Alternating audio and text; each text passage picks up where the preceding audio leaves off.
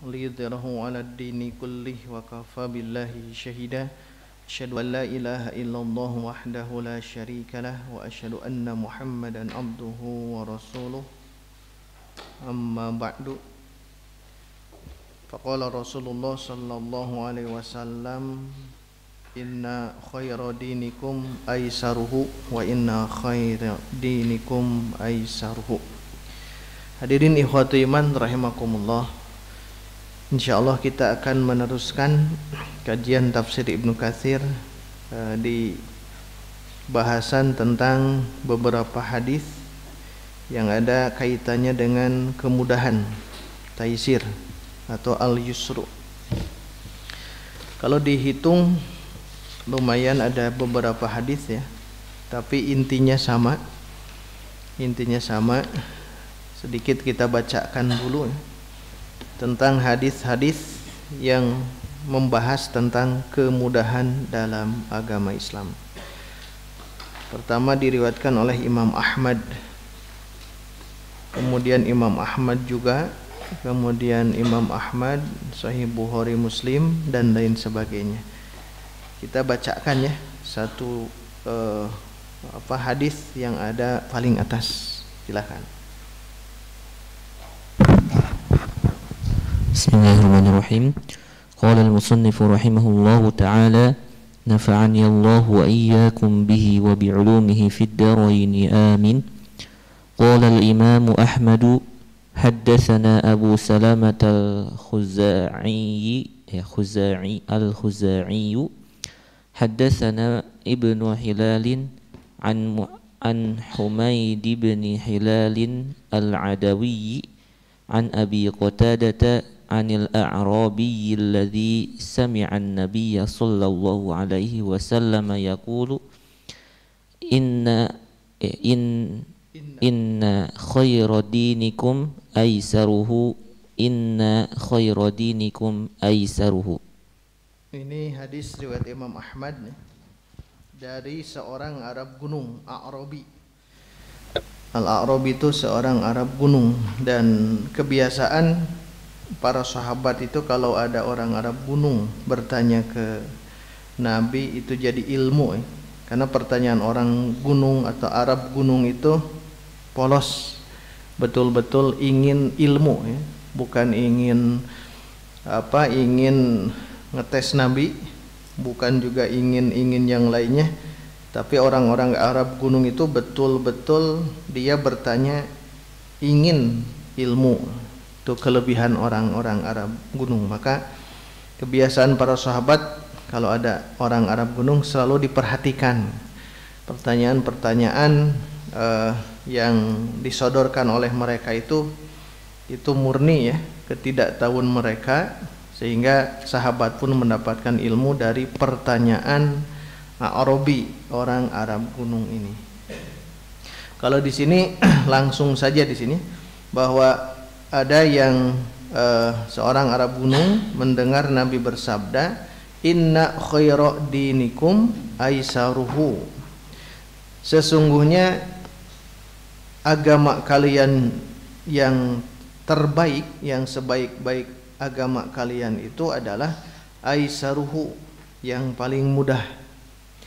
Inna khayra dinikum aisaruhu. Sesungguhnya sebaik-baik agama kalian adalah yang paling mudah.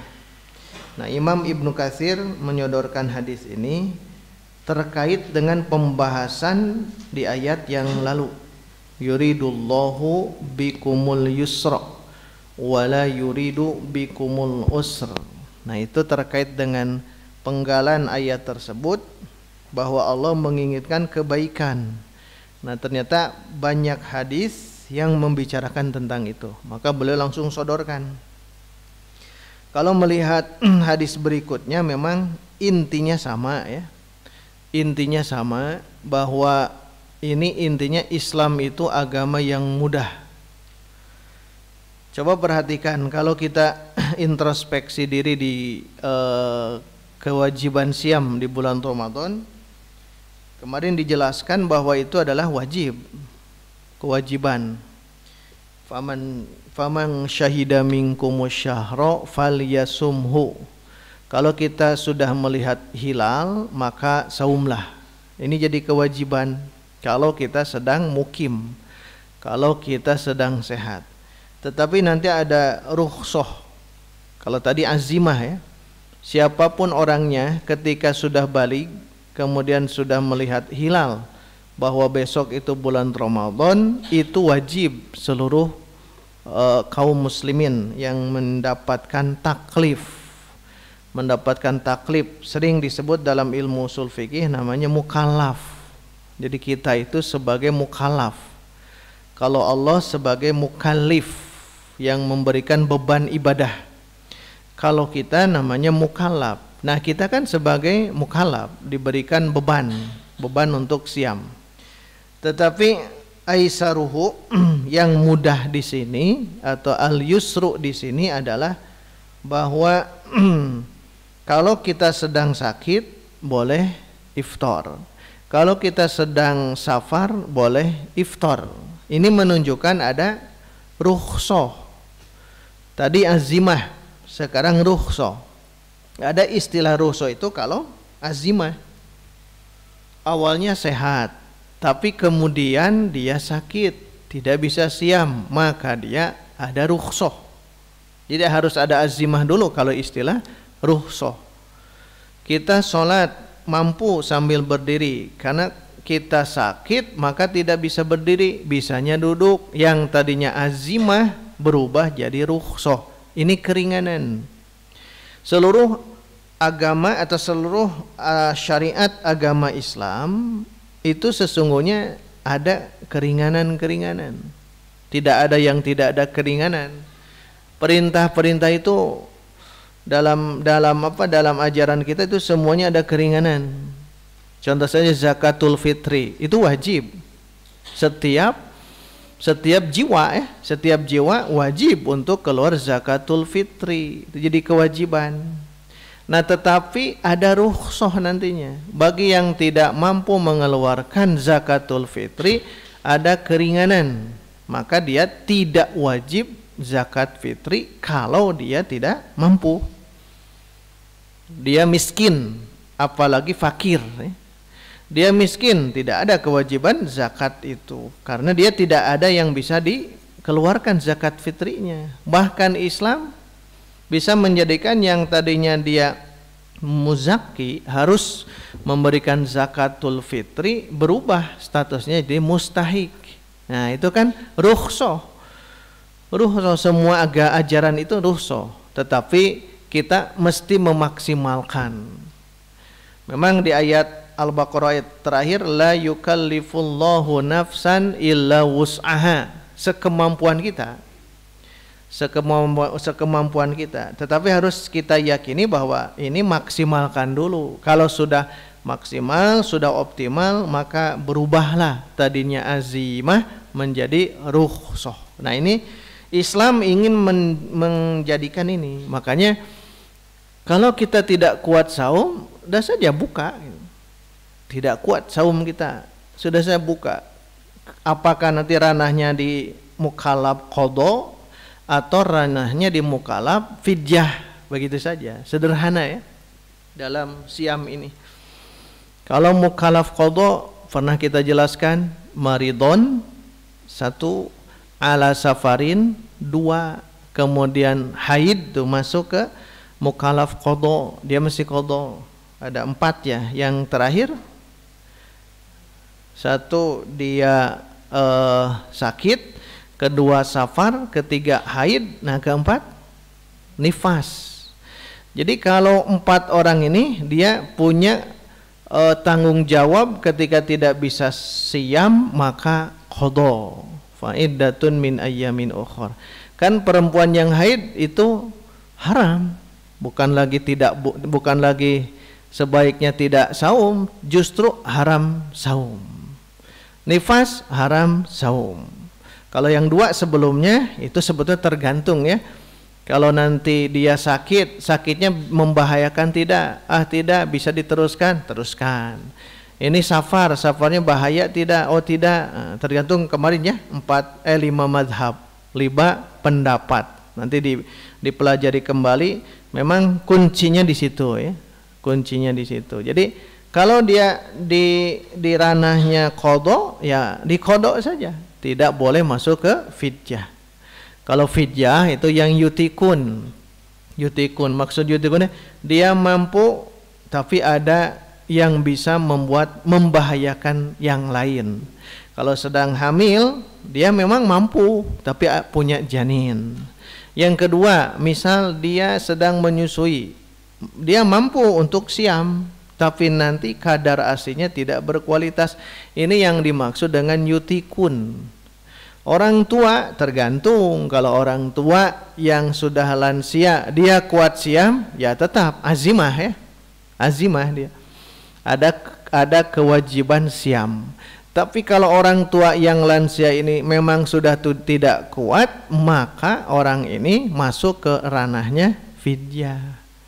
Harus dibedakan, tidak selamanya harus fidyah dan qadha. Walaupun di mazhab Syafi'i memang ada ya, tidak kita pungkiri. Buktinya kemarin di awal-awal, di akhir kutiba alaikumusiyam, Imam Ibnu Katsir menjelaskan apakah ini mesti fidyah, mesti qadha, mesti fidyah dan qadha, atau tidak fidyah tidak qadha. Mending mana? Maka obatnya tidak fidyah tidak qadha. Jadi itu di ranah fikih memang harus kita pelajari lebih lanjut. Hanya yang jelas tetap kalau terfikirkan setelah direnungkan kewajiban-kewajiban antara fidyah dan qadha memang tidak bisa dicampurkan. Kenapa ada bahasa wa 'alal ladzina yutiquna fidyah, atau sebelumnya wa in kuntum maridon au ala safarin fa iddatun min ayyamin ukhur. Kenapa dipisahkan? Ya hukumnya memang beda. Dan itu sudah jelas. Tinggal nanti masukkan saja ya. Ini saya harus qadha atau fidyah. Nah, lihat kemana tuh. Apakah orang yang mukallafnya di qadha atau mukallafnya di fidyah. Nah, itu adanya qadha dan fidyah itu al-yusru, kemudahan ya. Jadi kemudahan, mudah bagi kita untuk seperti itu. Makanya nanti kalau ada pertanyaan bagaimana jika dia buka siam tapi tanpa alasan, ujuk-ujuk buka gitu. Dia sakit tidak, safar tidak. Jadi dia memang sehat dan dia ada di situ di lemburna ayah gitu. Kemudian dia kalau kerja ya biasa saja. Nah nu kieu teh kudu di qadhaan, kudu di fidyahan. Nu model kieu ujug-ujug buka gitu. Padahal kerjanya memang tidak berat. Kerjanya tidak berat. Tapi kan orang sok ninggalnya banyak gitu ya. Kaum muslimin di akhir Ramadan ini banyak yang jadi pecundang, bukan jadi pemenang. Maksudnya dia berani buka di hadapan orang lain dan bukanya memang tidak ada uzur syar'i. Kalau uzur syar'i jelas. Kita misal ke Bandung, ke Garut ternyata tidak kuat buka iftar, itu kan ada alasan. Berarti tinggal qadha nantinya karena berat ya. Berat. Makanya yang seperti itu ya dibolehkan. Tapi ini orang dia mukim, kemudian dia sehat, kemudian kerjanya biasa saja, tidak membuat lelah dalam saumnya, tapi dia berani buka. Tanuknya qadhaan atau fidyahan. Nah itu kan kita berpikir itu ya, kudu di qadha, kudu di fidyah. Ternyata ini adalah maksiat. Maksiat, maka ulama ada yang memandang tidak bisa masuk kedua ranah yang tadi. Harus bagaimana? Dia mesti betul-betul taubat. Makanya dosanya besar, kabair itu ya, kabair. Orang yang tidak sholat 5 waktu, kabair. Apalagi Jumat, tedaek sholat Jumat, kabair. Besar, berat itu, tanggungan dosanya itu berat luar biasa. Kedua siam pun sama, dosa besar. Jika tidak ada udzur syar'i dia iftar. Kemudian zakat, harusnya keluar zakat karena sudah ada nisab atau haul, tapi dia tidak mau mengeluarkan, dosa besar. Dengan sengaja ya, sengaja. Kalau memang dia ternyata bangkrut tapi kewajiban zakatnya harus ada, itu kan dimafhumi, dimaklumi. Kemudian orang yang mampu haji, uangnya banyak di bank atau di mana, tapi tidak mau melaksanakan ibadah haji, dosa juga. Haji itu cukup sekali karena itu kewajibannya. Haji itu wajib bagi yang mampu. Maka kewajiban-kewajiban itu maksimalkan oleh kita. Jika tidak ada uzur syar'i itu azimah. Tapi kalau ada uzur syar'i maka jadi rukhsah. Nah, dalam Islam ini mudah sesungguhnya. Sampai anak anu ngahesekeun dina bab salat 5 waktu kan tidak ada. Kalau kita betul-betul ingin beribadah kepada Allah. Salat subuh insya Allah bisa. Zuhur, asar, maghrib, isya insya Allah bisa. Tapi kenapa dia tidak mau tidak mau melaksanakan salat yang 5 waktu? Nah, sebetulnya kalau kita mau tidak salat boleh Pak Bu. Kan syaratnya 3. 3. Kahiji jadi budak leutik. Selamanya jadi anak kecil, sobiyun. Terus jadi budak leutik, maka dia tidak ada kewajiban salat rek ulin di luar. Oke, mangga gitu ketika ada salat yang 5 waktu. Yang kedua apa? Gelo. Tong waka gelo heula teh. Tidur. Silahkan tidur. Kalau tidur tidak ada kewajiban siam salat dan lainnya. Seperti ashabul kahfi, tidak ada kewajiban 300 tahun lebih itu tidak ada kewajiban. Kalau terakhir tidak mungkin jadi anak selamanya, tidak mungkin tidur selamanya, dah nu katilu. Gelo itu. Orang gila itu tidak ada kewajiban salat. Nah, makanya ada orang yang berani untuk tidak sholat itu bahaya ya. Bahaya hadirin waktu iman. Kenapa bahaya? Karena sholat itu mudah. Sholat itu mudah. Tapi kalau ada orang yang tidak mau sholat yang 5 waktu, bahaya. Bahayanya apa? Bahayanya dia sudah berani melanggar Allah, bukan melanggar manusia. Dia berani melanggar Allah, geus teu sieun ku neraka. Itu ciri orang yang malam kita jelaskan itu. Ciri orang yang sudah takut, yang sudah tidak takut terhadap neraka itu dia tidak mau sholat. Cirinya dia sudah tidak lagi takut terhadap neraka orang seperti itu. Kenapa? Nah, itu ditelusuri ya, telusuri nanti. Dia tidak sholat karena malas. Itu dia masih muslim asin, muslim yang dia bermaksiat. Tapi dia tidak sholat karena sudah menolak syariat kewajiban sholat. Dia kafir. Jadi antara meninggalkan sholat itu tergantung dia. Dia itu kenapa meninggalkan sholat? Aduh malas ya. Oh ya ngudak-ngudak kadonyaan. Nah dia masih disebut muslim. Tapi dia asin, bermaksiat. Tapi kalau ada keyakinan dirinya, nungaran salat, nungaran zakat, nungaran saum di bulan Ramadan, berarti dia kafir. Mutlak dia kafir ya. Mutlak dia kafir karena itu, dan harus tahu gitu ya. Dia kira-kira tidak melaksanakannya karena apa. Jadi kita bisa menghukum antara dua saja tadi. Dia masih muslim tapi bermaksiat, atau yang kedua kafir. Kalau di syariat Islam itu harus ada polisinya ya. Jadi polisi khusus, askar yang melihat siapa di antara kaum muslimin tidak sholat. Itu memang dicepret itu kaum muslimin, karena kita bukan negara muslim ya, ada kebebasan ya. Bebas untuk tidak sholat. Apalagi Jumu'ah. Jumu'ah itu Masya Allah banyak kaum muslimin masih di jalan. Dilihat itu banyak di jalan, kan macet. Di jalan, sholat Jumatnya di mana gitu. Makanya PR besar ya. Kaum muslimin ada yang berani meninggalkan perintah Allah. Ini yang paling berat dibanding dengan melakukan yang haram. Karena orang yang melakukan haram itu biasanya tedaik sholat. Biasanya ya. Koruptor pasti sholatnya belang betong. Pasti itu. Tidak mungkin orang yang sholatnya khusyuk, tidak mungkin orang yang menjaga memelihara sholat dia koruptor, tidak mungkin. Tidak mungkin. Dia jadi koruptor, ada kemudian sholatnya nggak benar gitu.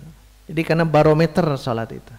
Maka hati-hati kalau kita sudah berani untuk meninggalkan kewajiban dari Allah, yaitu ibadah sholat. Itu memang yusrunnya di mana? Ya yusrunnya di wilayah nanti kalau dia tidak bisa berdiri cukup duduk, tidak bisa duduk berbaring, itu yusrunnya. Kalau kita sudah ihtilam, maka kewajiban itulah seumur hidup ya. Kalau sholat seumur hidup tidak boleh kita tinggalkan, kecuali tadi kalau kita masih anak kecil atau kita tertidur atau menjadi gila. Nah, orang gila ini tidak ada taklif, orang gila. Itu tambahan. Kemudian di bawah saya bacakannya yang ini saja ya. Yang intinya dari Abu Urwah. Abu Urwah dia menjelaskan ada seseorang atau dia atau kami sedang menunggu Nabi, maka keluarlah beliau seseorang tersebut dengan meneteskan air karena beres berwudu, lalu sholat. Setelah sholat orang-orang bertanya, alaina harajun fi kadza, apakah kami berdosa jika melakukan demikian? Maka Rasul mengatakan, inna dinallahi fi yusrun, inna dinallahi fi yusrun, inna dinallahi fi yusrun, 3 kali. Sesungguhnya agama Allah itu mudah ya.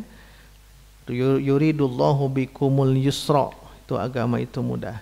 Kemudian riwayat tadi juga diriwayatkan dari Ibnu Mardawai. Di bawah juga sama riwayat Imam Ahmad yang birunya itu, yassiru wala tu'assiru, berikanlah kemudahan oleh kalian, wala tu'assiru, jangan kalian persulit. Mudahkan saja. Orang-orang yang mereka melakukan ibadah kepada Allah Subhanahu wa taala sebagai orang muslim, mudahkan saja, berikan kemudahan. Wasakkinu, dan tenangkanlah. Wala tunaffiru, jangan menjadi kabur, lari karena kita gitu. Makanya betul kita itu ketika berdakwah harus seperti itu ya. Kita berikan kemudahan, jangan dipersulit ya, kemudahan jangan dipersulit, dan tenangkan mereka, jangan sampai kabur. Dakwah Nabi saja yang luar biasa banyak yang kabur, yang sangat-sangat santun Nabi itu. Satu sisi santun, satu sisi beliau gagahnya luar biasa. Satu waktu beliau memaafkan orang yang meludahi Nabi saja dimaafkan, tapi satu waktu Nabi mesti menebas lehernya. Jadi 2 keadaan yang sangat berbeda ya. Jadi satu waktu orang yang menzolimi Nabi memakluminya gitu. Tapi satu waktu ini harus ditebas, yang ini ditebaslah. Menunjukkan apa? Nanti ada kondisi-kondisi tertentu. Kondisi-kondisi tertentu yang di situ harus diperbanyak kemudahan, tapi satu waktu harus jadikan ibroh bagi yang melihatnya. Bukankah hukum kisos itu sangat luar biasa membuat orang lain jerak? Ya, harus ditebas lehernya, harus ditebas gitu. Harus dilempari batu kepalanya, harus seperti itu. Itulah di Islam ya. Di Islam harus ada keseimbangannya. Kemudian dalam Sahihain ketika Rasul mengutus Mu'adz bin Jabal ke Yaman, begitupun Abu Musa al-Asy'ari pernah diutus ke Yaman juga, di mana Yaman saat itu beragama Kristen. Maka Nabi menegaskan kepada mereka berdua, basyira wala tunaffira, berikanlah kabar gembira, jangan membuat mereka lari. Yassira wala tu'assira, mudahkan, jangan kalian persulit. Wa tatawwa'a wala takhtalifa, bantulah oleh kalian berdua, jangan berselisih kalian berdua. Nah, yang terakhir ini ibrohnya, jangan kalian berdua berselisih pendapat. Menunjukkan apa? Diratakan oleh Nabi pemahamannya. Pemahaman dalam agama antara Mu'adz bin Jabal dengan Abu Musa al-Asy'ari. Itu disamakan, keilmuannya, ruhnya disamakan. Jangan sampai nanti ada perdebatan. Dan di kita kan banyak perdebatan para ulama. Nah di sini la takhtalifa, jangan kalian berikhtilaf, berselisih pendapat nanti di sana gitu. Di mana di Yaman. Kalau Mu'adz bin Jabal pendapat A, itu pendapat B, itu akan berselisih karena beliau berdua berdakwah di hadapan orang-orang Nasrani. Maka oleh Rasul diberikan nasihat ini, tatawa'a wala takhtalifa, saling bantu, jangan saling berselisih pendapat. Makanya kalau di satu masjid atau satu keadaan ada dua yang banyak perselisihan pendapat, itu tidak akan maju ya. Tidak akan maju, kukuh itu, kekeh. Maka kalau satu masjid yang realnya saja, yang satu 11 rakaat di tarawih, yang satu 23, itu teh bakal riweuh kan itu. Mending pilih saja. Kalau mau 11 cukup, kalau di luar 11 seperti itu. Untuk apa? Untuk jangan sampai ikhtilaf. Cukup seperti itu. Karena memang hadis Nabi kan menjelaskan yang ketika imam menegaskan sawu sufufakum. Nanti dalam hadis yang lain diratakan saf-saf kalian, wala takhtalifu, jangan kalian ikhtilaf, fatakhtalif qulubukum, maka kalbu kalian pun nanti akan ikhtilaf, berbeda-beda gitu. Jadi menunjukkan syariat Nabi itu luar biasa ya, agar jangan sampai ada perbedaan yang membuat nantinya para sahabat saling bertengkar. Itu namanya ikhtilaf tadod. Kalau ikhtilaf tanawu itu memang ada di kalangan sahabat ya. Yang tanawu itu beraneka ragam jenis tapi boleh dilakukan, boleh A, boleh B, boleh C. Tapi kalau ikhtilafnya tadod yang bertolak belakang, memang Nabi sangat tidak menginginkan itu.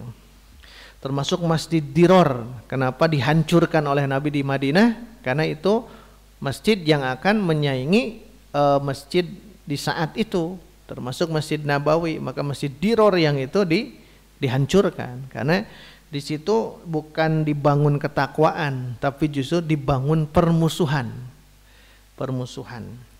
Kemudian di bawah dalam Sunan-Sunan dan Masanid Rasul bersabda, bu'ithu bil hanifiyatis samhati, aku diutus dengan hanifiyah, hanaf.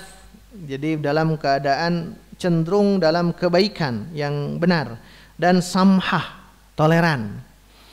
Ingat maknai toleran, jangan toleran boleh ke sini, boleh ke sana, bukan. Toleran itu kita hargai mereka. Contoh yang gampang, orang-orang Kristen melakukan Natal, ya kita toleransi, yang mereka silahkan, itu toleran namanya. Bagi mereka tanggal 25 Desember melakukan ibadah Natal, bahkan plus tahun barunya, ya kita berikan kesempatan bagi mereka. Ini toleran namanya. Yang tidak toleran itu kita ikut-ikutan. Nah itu tidak toleran. Kenapa kita ikut kepada mereka? Ya toleran, salah itu teh. Justru tolerannya kita itu memberikan kesempatan bagi mereka untuk beribadah di Natal. Kita hargai mereka, bukan mencaci maki ya. Bukan mencaci maki, justru kita hargai, tapi tidak ikut. Nah yang salah fatal itu ikut. Jadi banyak ya istilah toleran itu. Selama kita berada di bawah naungan Islam, maksimalkan dalam naungan Islam. Ketika mereka belum masuk Islam, kita toleran. Tidak bisa kita memaksakan ya. Jadi kita dakwahnya samhah seperti Nabi, seperti itu. Di bawah sama ya. Di bawah sama, kisahnya seperti yang tadi. Nah, baik, terakhir halaman 21. Halaman 21, yuridullahu bikumul yusra wa la yuridu bikumul usra walitukmilul iddata. Jadi ada dua poin yang harus kita pahami di sini. Pertama, tadi sudah ya, yuridullahu bikumul yusra wa la yuridu bikumul usra. Yang kedua, walitukmilul iddata. Maknanya bahwa innama arkhasa lakum, hanya saja Allah memberi keringanan, bukan aku sih. Ar-khoso, Allah memberikan rukhsah kepada kalian fil iftar, di dalam iftar, lil marodi, bagi yang punya penyakit, was safari, dan sedang safar, wa nahwihima, dan semisal itu, minal a'zar, dari uzur-uzur syar'i, li iradati bikumul yusra, dikarenakan Allah menginginkan bagi kalian ada kemudahan. Wa innama amarakum bil qada, dan hanya saja Allah memerintah kalian cukup dengan qada.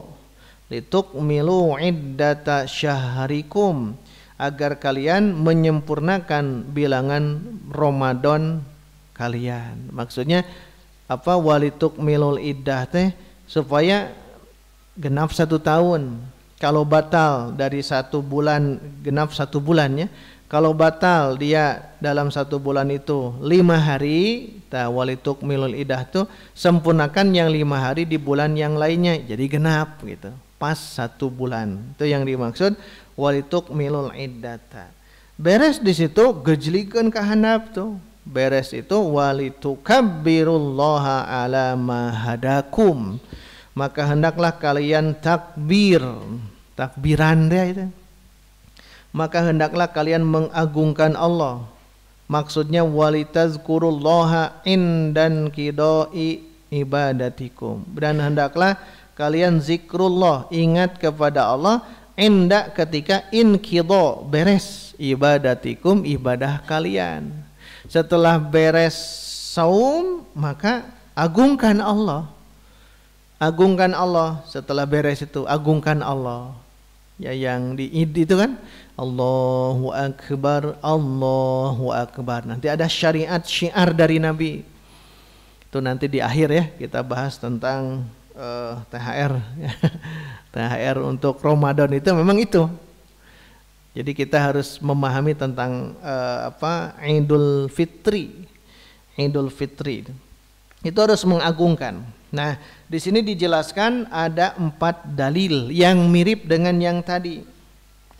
Mirip dengan yang tadi. Yang pertama, fa idza qadaitum manasikakum, beres ibadah haji, fadzkurullaha, zikrullah. Beres ibadah haji, zikrullah. Di bawah surah An-Nisa 103, fa idza qadaitum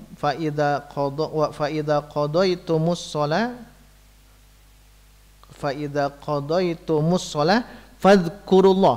Apabila kalian, ini tidak ada terjemah ya, maka apabila kalian sudah beres salat, fadzkurullaha, berzikirlah kepada Allah, qiyaman wa qu'udan wa ala junubihim. Itu salat yang wajib. Di bawahnya, fa idza qudiyatis sholatu, maka apabila beres salat Jumu'ah, fantashiru fil ardi wabtagu min fadlillah wazkurullaha. Tahu kan? Bahkan tambah kasiron. Wazkurullaha kasiron. Beres salat Jumat, nah kita zikrullah. Itu kan mirip tuh. Yang berikutnya, yang terakhir, wasabbih bihamdi rabbika qabla tulu'i syamsi wa qablal ghurub wa minal laili fasabbihu wa adbaros sujud. Nah, ini menunjukkan zikrullah juga. Maka halaman 22 lihat. Ayat tadi. Waduh.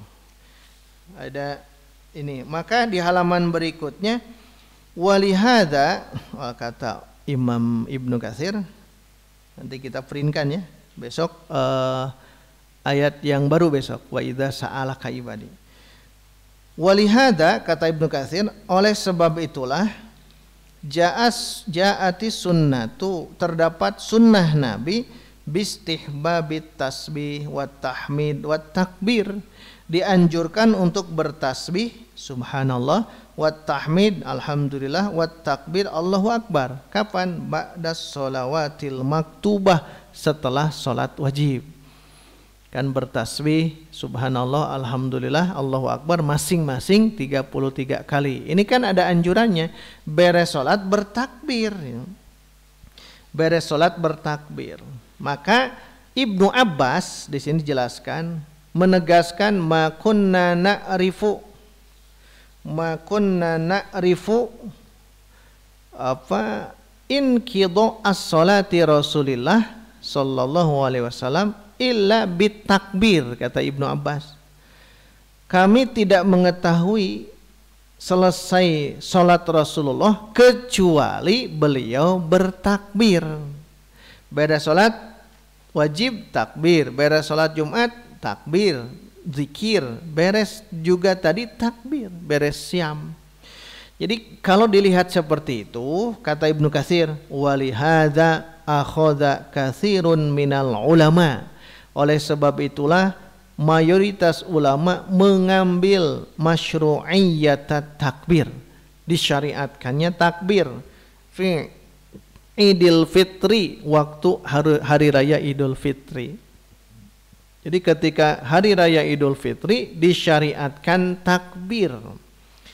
Kenapa disyariatkan? Min hadhil ayat, berdasarkan ayat ini, walitukmilul iddata walitukabbiruh. Langsung ke situ ya. Walitukabbirullaha ala ma hadakum wala'allakum tashkurun.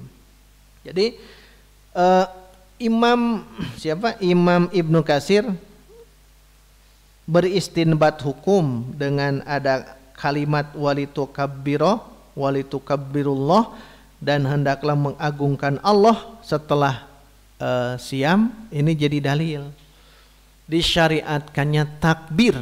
Orang sok nyebutnya takbiran, Allahu Akbar, Allahu Akbar. Nah, itu Masya Allah ya. Itu membuat kita merasa berbahagianya itu karena ya kita sudah beres di bulan Ramadan, tinggal kita terus berjuang lagi 11 bulan lagi untuk memaksimalkan hasil dari cas keimanan kita selama 1 bulan. Kita ngedrop langsung ayat katanya. Beres beres juga Ramadan, besoknya langsung ngedrop katanya. Berarti HP-na guys rusak katanya. Guys rusak. Tapi ada yang wah luar biasa itu.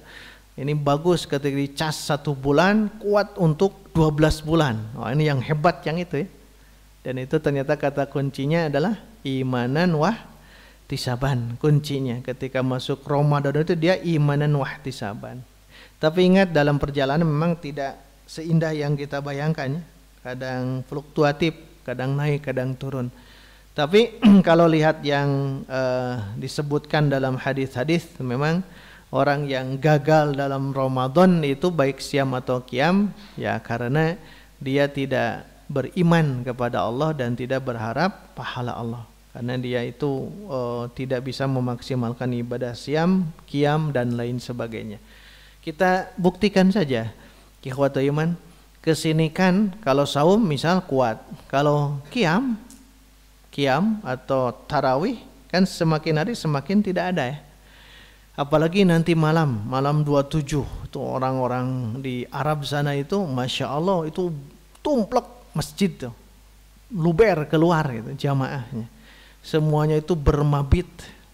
Di kita kan menyedihkan ya, menangis kita itu. Kenapa menangis?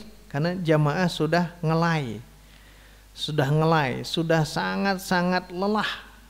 Dan itu lelahnya itu bukan lelah karena apa-apa, lelah karena keduniaan. Itulah sebabnya kenapa harus kita memaksakan. Kalau kita kerja siang hari, mau tidak mau malamnya mesti melek. Kenapa? Di akhir, di malam 27 itu ada disinyalir Lailatul Qadar. Tapi saya yakin Lailatul Qadar di 10 hari terakhir, di malaman ganjil, dan nanti 27 sangat menguatkan. Makanya maksimalkannya kita bangun, ajak keluarga, ajak keturunan atau ya siapapun, ajak bahkan tetangga untuk tumplek lagi di masjid. Bukan lagi tumplek lagi di pasar. Karena yang kita perhatikan justru pasar yang ramai ya. Pasar yang ramai. Ini membuat kita sedih, menangisnya teh karena bukan tidak boleh, tapi manusia banyak yang tidak sadar di situ ada Lailatul Qadar. Itu masalahnya. Harusnya kan tumpleknya bahkan dari maghrib. Jadi kalau di maghrib maksimal udah terus sampai malam nantinya. Karena memang kelemahan umat Islam di kita karena taklimnya sedikit sehingga umat pun menjadi tidak tahu dalam agama. Maka wajar ketidaktahuan dalam agama itu akan mengambil sikap hidupnya seperti itu. Makanya maksimalkannya, kita kerja siang, kalau malam wayahna gitu. Wayahna. Karena apa? Karena itu di akhir saja. 27, 28, 29, 3 hari lagi kita akan meninggalkan ini. Di antara bahagia dan sedih, bahagia ya kita sudah mau melewati. Sedih ya karena apakah roja khauf itu akan diterima tidak oleh Allah gitu. Maksud roja itu harapan. Karena memang bawa'is, pembangkit, motivator yang terbaik memang dua itu ya, roja dan khauf. Roja dan khauf, harapan dan kekhawatiran. Harapan mudah-mudahan diterima, khawatirnya justru tidak diterima. Antara itu roja dan khauf itu ya. Baik, ada lagi di sini ketika Ibnu Katsir menjelaskan disyariatkan takbir, hanya hukum berbeda. Hukum berbeda di sini ada 3 pendapat. Hatta zahaba Daud bin Ali al-Zahiri. Nah, ingat selalu ini ya. Daud bin Ali al-Zahiri, nama lengkapnya Daud bin Ali al-Asbahani, orang Asbahan, al-Zahiri, atau sering disingkat Daud al-Zahiri. Kuncinya di al-Zahiri ya. Jadi Daud al-Zahiri bermadhab. Jadi kalau mendengar ada Imam Daud al-Zahiri, oh dia gayanya Zahiri, non zahir ayat. Kalau ada perintah wajib gitu. Kalau ada perintah wajib dipastikan begitu kalau beliau itu ya, ciri khasnya. Dan itu masyhur di zaman itu. Daud al-Zahiri atau Daud bin Ali al-Asbahani al-Zahiri. Perhatikan, walitukmilul iddata walitukabbirullah, dan hendaklah kalian bertakbir. Berarti ini kan perintah. Maka Imam al-Zahiri ini, Daud al-Zahiri bermadhab wujubihi fi idil fitri, wajib. Al-Zahiri wajib berdasarkan ayat yang tadi, walitukabbirullaha ala ma hadakum. Karena wajar ya, karena beliau prinsipnya begitu ya. Teksnya fi'il amr tos gitu. Bakal gitunya itu. Itu yang pertama, wajib takbiran di Idul Fitri. Kalau madhabnya Daud al-Zahiri. Jadi kalau beliau memandang ini udah wajib, maka bakal wajib. Kalau wajib kan konsekuensinya dosa kalau tidak takbiran gitu. Karena masuk ke ranah amal nantinya memahami ini. Yang kedua, justru ada yang menolak fi muqabalatihi mazhab Abi Hanifah rahimahullah. Justru Abu Hanifah sebaliknya dari Daud al-Zahiri. Apa? La yushra'u at-takbir fi Idul Fitri. Tidak disyariatkan takbiran di Idul Fitri. Itu Abu Hanifah. Abu Hanifah memandang tidak disyariatkan. Nah, yang terakhir wal baqun, ulama yang lain istihbab, dianjurkan. Jadi yang pertama wajib, yang kedua tidak disyariatkan, yang ketiga istihbab, dianjurkan untuk takbiran. Jadi di antara perbedaan ini memang kita perhatikan dari segi fikih, nah, dalil-dalilnya memang ada. Mereka kenapa menetapkan wajib? Karena Imam Daud al-Zahiri itu adalah bentuk perintah. Li di situ lam amr walitukabbirullah. Maka wajib kata Imam Daud al-Zahiri. Yang kedua Abu Hanifah tidak disyariatkan. Yang lainnya di istihbab, dianjurkan. Tapi yang disunatkan ini kata Imam Ibnu Katsir ala ikhtilafin, masih ada ikhtilaf fi tafasiri ba'dil furu'i bainahum, dalam menentukan cabang-cabangnya. Tetap dianjurkan, disyariatkan, tetapi nanti ada perbedaan. Di antaranya perbedaan lafaz kan ya. Perbedaan lafaz, perbedaan yang lain gitu dianjurkannya. Nah, kalau kita kan memahami ini adalah sunnat, merupakan hukumnya sunnat dan masuk ke sunnah Rasul. Jadi kalau takbiran ya bahasa kita itu, takbiran itu adalah sunat hukumnya di kita. Tidak wajib dan juga tidak mubah, tapi dia sunat. Nah, dan caranya pun memang ada perbedaan dalam jumlah takbir. Yang masyhur Allahu Akbar, Allahu Akbar, Allahu Akbar. Kalau kita Allahu Akbar, Allahu Akbar, la ilah. Dan itu di Idul Fitri ya. Idul Fitri. Kalau di antara mazhab Syafi'iyah di kita kan dari sejak maghrib sambungkan. Kan maghrib itu sudah masuk bulan baru, maka takbiran. Takbiran. Kalau takbiran secara pribadi silahkan. Ya mah takbiran sampai-sampai masyarakat pun merasa terganggu. Kenapa? Takbiran bikin ke jam 12 malam gitu. Naik speakernya. Kalaupun mau takbir silahkan saja, itu tidak apa-apa takbiran. Takbiran tapi di rumah. Misalkan kita beres nih mau takbir di rumah, Allahu Akbar, atau dengan zikir-zikir yang lain silahkan. Mau tidur silahkan. Untuk apa? Untuk nanti menguatkan di Idul Fitri. Kalau yang takbiran sampai semalam suntuk, pas takbir aslinya ba'da subuh mus tunduh eta teh. Geus tunduh matakan siga tadi lamun tidurnya malam pasti sahurna teh kasiangan sahata di hudang-hudang panesenya nya ada tidurnya kemalaman, tidur jam 12 teu biasa tanu teu biasa ya. Tidur jam 12 pas mau waktunya sahur hese hudangna ya. Memang resiko ya, konsekuensinya kecuali kalau keimanan kuat mah moalnya ini ya waktunya sahur, harus sahur ya. Sahur itu sunnah karena itu barokah. Kalau tidak sahur walaupun kuat tidak ada kebarokahan. Tasaharu fa inna fis sahur barokah. Nah, begitupun yang takbirannya, yang takbiran di waktu malam semalam suntuk, tak masuk ke pas yang sunnahnya, kemungkinan besar dia tidak bangun ya, kemungkinan besar. Maka harus kita coba ya untuk mensikapi ini dengan bijak. Bukan tidak boleh, tapi perhatikanlah untuk kemaslahatan masyarakat. Karena mereka sedang istirahat. Kemudian kalaupun takbir ya takbir yang betul-betul mengagungkan Allah. Dan biasanya takbiran itu barudaknya. Kalau anak-anak kecil bukan mengagungkan Allah, hanya sebatas rame nahungkul lah. Kamu lamun zaman baheula mah nakolan bedug. Itu teralami ya oleh kita, oleh saya itu teralami. Nu resepna justru nakol bedugna. Nakol bedugna lain takbirana. Jeung nu pangrame nama naon? Aya opieun itu, aya konsumsi saat itu. Dan memang sampai sekarang masih ada ya, masih ada karena memahami masuk ke Ramadan masuk ke malam itu sudah masuk Id, memahami itu. Tapi kalau Ibnu Katsir bahasnya Idul Fitri ya, masyru'iyat takbir fi Idul Fitri. Jadi tegas oleh beliau di Idul Fitrinya kalau mau takbir itu.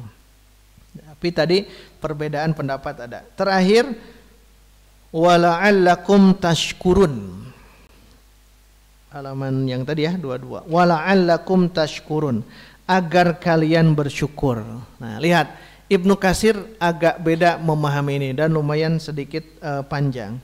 Kata beliau, makna syukur yang sebenarnya idza kumtum, apabila kalian melakukan bima amarakumullah, terhadap Allah, apa yang Allah perintahkan kepada kalian. Jadi taat itu syukur itu melaksanakan ketaatan.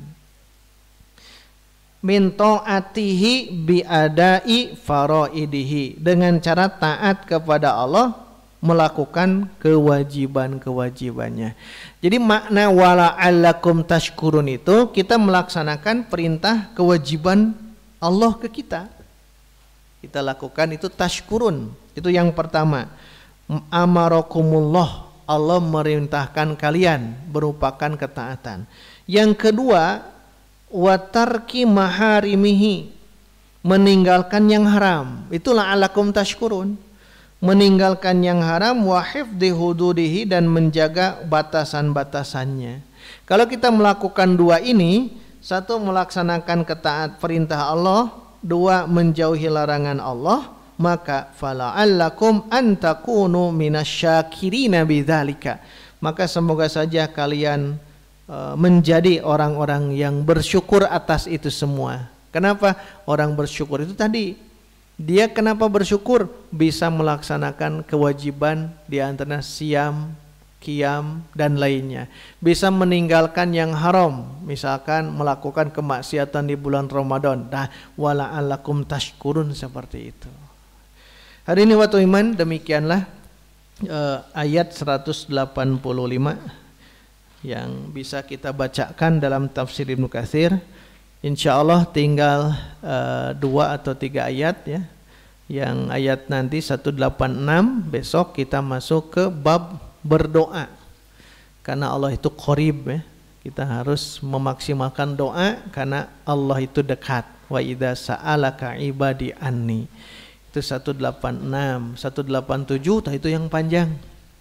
Belum kita buatkan makalahnya ya, yang khusus yang uhilla lakum lailatas syam. Itu memang panjang tentang bab syam, tetapi insya Allah kita akan coba bahas karena ini terkait dengan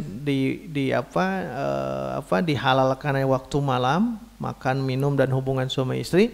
Nanti dipungkas dengan yang terakhir, wala tubashiruhunna wa antum mu'akifuna fil masajid, bab i'tikaf. Jadi panjang bahasan itu.